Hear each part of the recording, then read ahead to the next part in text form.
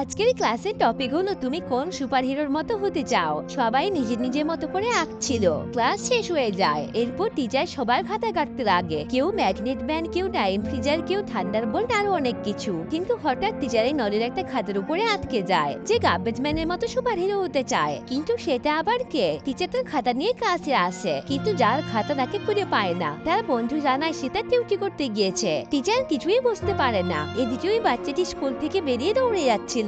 রাস্তায় প্লাস্টিক পড়ে থাকতে দেখলে সেটা সে পুড়িয়ে ডাস্টবিনে ফেলে দেয়। এরপর আবার দৌড়ে যায় আর পৌঁছে যায় তার মায়ের কাছে। আসলে তার মা একজন সাফাই কর্মী। সে মায়ের কাছে এসে মাকে রেস্ট নিতে বলে আর নিজের ঝাড়ু নিয়ে সাফাইয়ের কাজ করা শুরু করে। মায়ের পায়ে চোট লেগেছিল, সে তার মায়ের পায়ে মলম লাগিয়ে দেয় আর এরপর শুরু করে সাফাইয়ের কাজ। টিচার তার মন থেকে সব শুনে আর খাতা দেখে বুঝতে পারে সে আসলে তার মায়ের মতোই হতে চায়। তার মা তার কাছে সুপার হিরো, যে শহরের সব নোংরা পরিষ্কার করে সবাইকে সুস্থ রাখে। এটা দেখে টিচার খুবই ইমপ্রেস হয়ে যায়। সত্যি যারা সমাজ সেবা করে তারাই তো আসল সুপার হিরো।